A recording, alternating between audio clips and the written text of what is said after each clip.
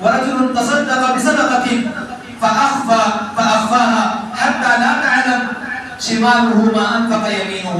ایک ایسا انسان جو اللہ تبارک و تعالیٰ کی راہ میں صدقہ کرتا ہے اور اس صدقے کو چھپاتا ہے، لوگوں کے سامنے دکھاتا نہیں ہے، یہاں تک کہ اس کے بائیں ہاتھ کو پتہ نہیں ہے کہ اس کے دائیں ہاتھ نے اللہ کی راہ میں کیا خرچ کیا ہے. اس حدیث میں نبی کریم صلی اللہ علیہ وسلم نے 2 باتیں بتائی ہیں. ایک تو کتنا اس نے اللہ کی راہ میں خرچ کیا اس کو علم نہیں ہے، دوسرا لوگوں کو نہیں بتاتا ہے، وہ اللہ تبارک و تعالیٰ کی راہ میں خرچ کرتا ہے تو وہ بھی چھپا کر کسی کو بتاتے ہوئے نہیں. اللہ تبارک و تعالیٰ کا فرمان ہے ان تبدوا الصدقات فنعما ہی، اگر تم صدقے کو لوگوں کے سامنے ظاہر کرتے ہوئے اللہ کی راہ میں خرچ کرو گے تو یقیناً یہ بہت ہی اچھا صدقہ ہے، یہ گناہ نہیں ہے. اگر اس کا دل مخلص ہے، وہ اللہ کے لیے صدقہ کرتا ہے تو یقیناً یہ بہت ہی اچھا صدقہ ہے. وَإِن تُخْفُوهَا وَتُؤْتُوهَا الْفُقَرَاءَ فَهُوَ خَيْرٌ لَكُمْ، لیکن اگر وہ اس کو چھپا کر اللہ کی راہ میں خرچ کرتا ہے تو اللہ تبارک و تعالیٰ نے کہا اس کے حق میں بہت ہی بہتر ہے. معزز سامعین، آج ہمیں اس عظیم عبادت میں بڑھ چڑھ کر حصہ لینے کی ضرورت ہے. اللہ تبارک و تعالیٰ نے قرآن مجید میں فرمایا وَأَنفِقُوا مِمَّا رَزَقْنَاكُم مِّن قَبْلِ أَن يَأْتِيَ أَحَدَكُمُ الْمَوْتُ، تم اللہ کی راہ میں خرچ کرو اس دن سے پہلے جس دن تمہیں موت آ جائے اور کوئی انسان کہے فَيَقُولَ رَبِّ لَوْلَا أَخَّرْتَنِي إِلَىٰ أَجَلٍ قَرِيبٍ فَأَصَّدَّقَ وَأَكُن مِّنَ الصَّالِحِينَ. انسان کو جب موت آئے گی تو نہ وہ نماز پڑھنے کی تمنا کرے گا، انسان کو جب موت آئے گی نہ وہ روزہ رکھنے کی تمنا کرے گا، بلکہ کہے گا فَأَصَّدَّقَ وَأَكُن مِّنَ الصَّالِحِينَ، میں اللہ کی راہ میں خرچ کرنا چاہتا ہوں اور میں نیک لوگوں میں سے ہونا چاہتا ہوں. تو یقیناً صدقہ کرنا بہت عظیم عبادت ہے. اللہ کے نبی صلی اللہ علیہ وسلم نے فرمایا کہ اگر کوئی انسان سری طور پر صدقہ کرتا ہے تو تطفئ غضب الرب، یہ جو ہے اللہ تبارک و تعالیٰ کے غصے کو ٹھنڈا کر دیتا ہے.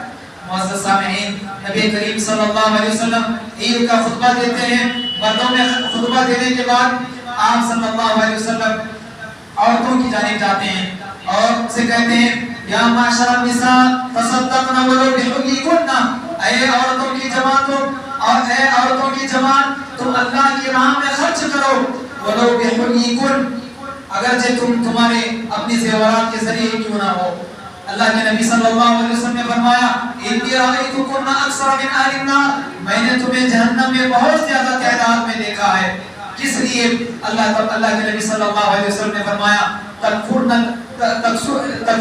العشیر وتکسرن اللعان، تم بہت زیادہ لعن طعن کرتے ہو، بہت زیادہ ایک دوسرے کی غیبت کرتی ہو اور اسی طرح تم اپنے شوہروں کی نافرمانیاں کیا کرتی ہو. تو اسی لیے نبی کریم صلی اللہ علیہ وسلم نے جب اس حدیث کو فرمایا تو ام سلمہ رضی اللہ عنہا کہتی ہیں کہ میں نے چاہا کہ میرے پاس جو زیور ہے وہ اللہ کی راہ میں خرچ کروں. تو ابن مسعود رضی اللہ عنہ کہتے ہیں کہ میں اس کا زیادہ حقدار ہوں. تو آپ صلی اللہ علیہ وسلم کے پاس آتی ہیں اور کہتی ہیں کہ ابن مسعود کہہ رہے ہیں کہ وہ اس کے زیادہ حقدار ہیں. آپ صلی اللہ علیہ وسلم کہتے ہیں صدق ابن مسعود، ابن مسعود نے سچ کہا. تو آپ صلی اللہ علیہ وسلم نے اس حدیث میں بیان کیا کہ عورتیں بھی بڑھ چڑھ کر اس میں حصہ لیں، اور آپ صلی اللہ علیہ وسلم نے یہ بھی فرمایا کہ جب تم اللہ تبارک و تعالیٰ کی راہ میں خرچ کرو تو اپنے رشتہ داروں کا زیادہ خیال کرو.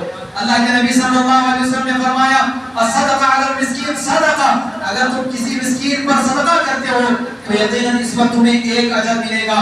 وہی علی الرحم صلتان صدقۃ وصلہ، اگر وہی صدقہ تمہارے کسی رشتہ دار پر ہو تو اللہ تبارک و تعالیٰ تمہیں 2 اجر عطا کریں گے.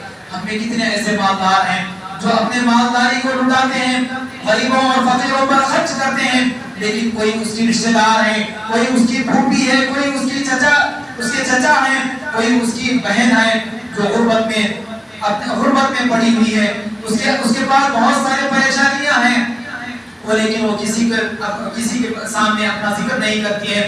تو ایسے لوگوں کے متعلق جاننے کی ضرورت ہے اور ان پر اللہ کی راہ میں خرچ کرنے کی ضرورت ہے.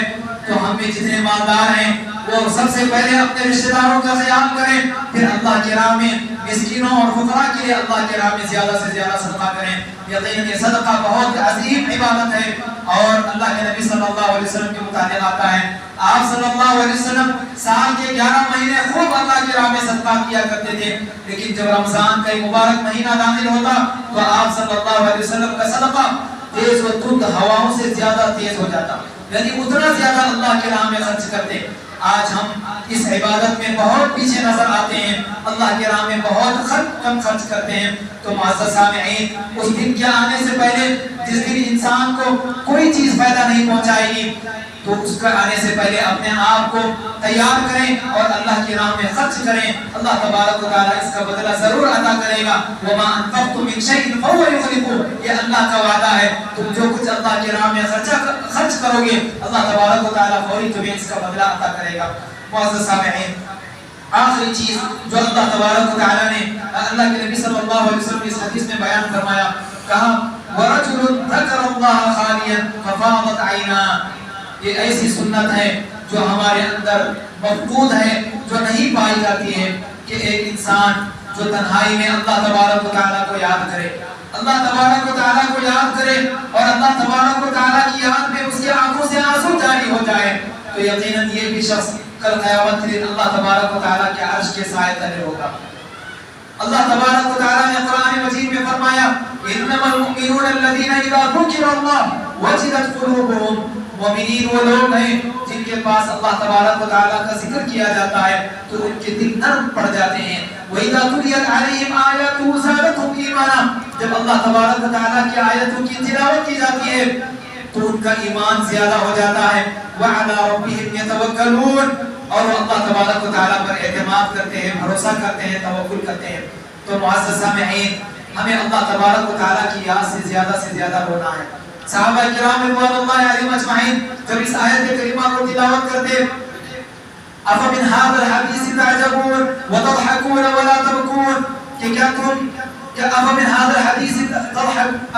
الحدیث تعجبون، کیا تم قرآن مجید پر تعجب کرتے ہو، وتضحكون ولا تبكون، اور تم زیادہ ہنستے ہو اور تم کم روتے ہو، تم اللہ تبارک و تعالیٰ کے لیے نہیں روتے ہو، تو بے پناہ صحابہ کرام ہونے لگتے۔ آج ہمارے اندر یہ صفت نہیں ہے۔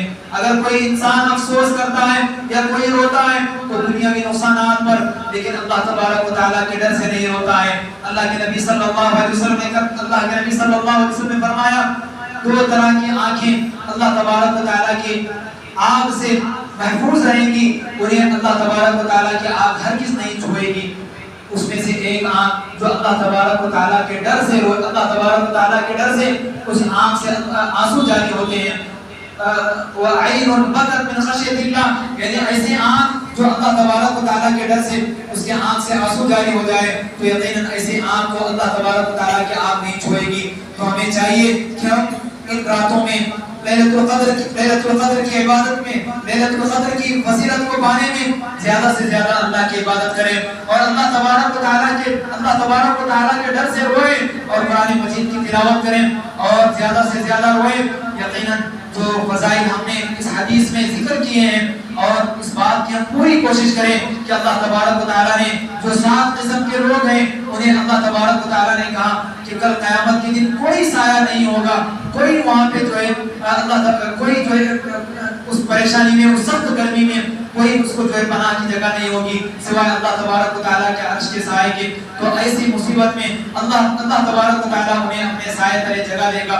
تو ہم میں سے ہر آدمی کو چاہیے کہ ان راتوں میں اللہ کی ہم زیادہ سے زیادہ عبادت کریں اور اس کے علاوہ بھی اللہ تبارک و تعالیٰ کو منانے کی کوشش کریں۔ ہم اللہ تبارک و تعالیٰ سے دعا کرتے ہیں اللہ تبارک و تعالیٰ ہمیں ان 7 اقسام لوگوں میں سے اللہ تبارک و تعالیٰ ہمارا شمار فرمائے، جب تک اس دنیا میں رکھے اللہ تبارک و تعالیٰ ہمیں حالت ایمان میں باقی رکھے، اور ہم جب اس دنیا سے رخصت ہوں تو اللہ تبارک و تعالیٰ ہمیں حالت ایمان میں اٹھائے۔